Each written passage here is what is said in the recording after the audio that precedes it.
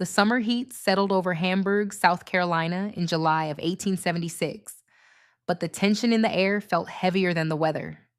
Hamburg had been a small, majority black town, rebuilt by freedmen who believed Reconstruction had opened a door that could never be closed again. They held office, they ran businesses, they served in the state militia, and for a moment, they believed they were safe. That belief was shattered on July 4th. It began with a simple dispute, or at least that was how the white men framed it. Two white farmers claimed that the black militia blocked the road during a parade, but everyone in Hamburg understood the truth. The farmers were not looking for justice, they were looking for a spark.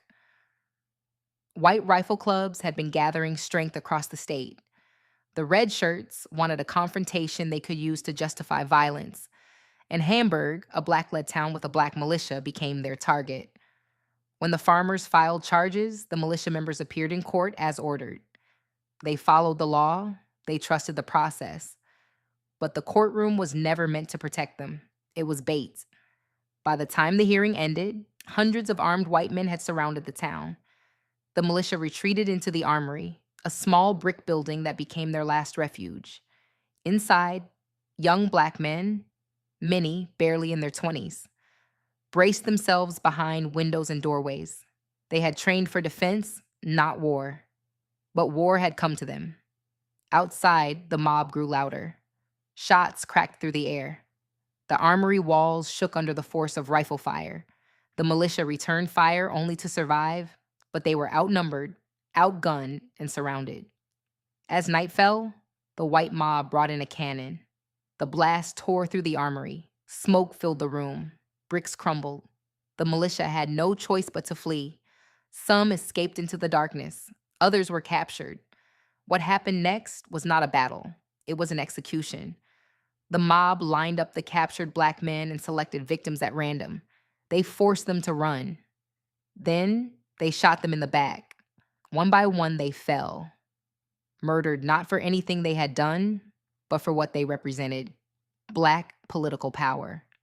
Among the dead was Allen Attaway. Among the wounded was State Representative Prince Rivers, a respected black leader who had once served as a Union cavalryman. His pleas for mercy were ignored.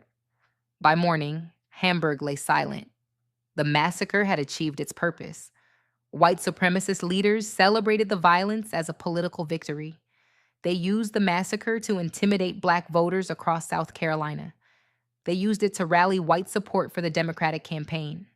And they used it to prove that the federal government no longer had the will or the courage to protect black citizens.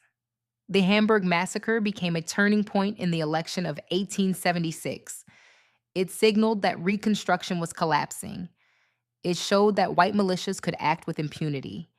And it warned every black community in the South that the promise of freedom was under attack. The massacre did not happen in isolation.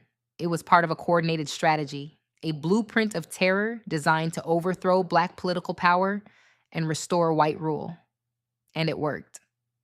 Hamburg stood as a symbol of what black people built after the Civil War and what white supremacists were determined to destroy. The road to the 1876 election ran straight through the ruins of that town.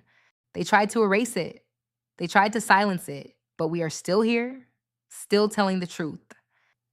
If this episode challenged what you thought you knew, don't keep it to yourself. Push it forward.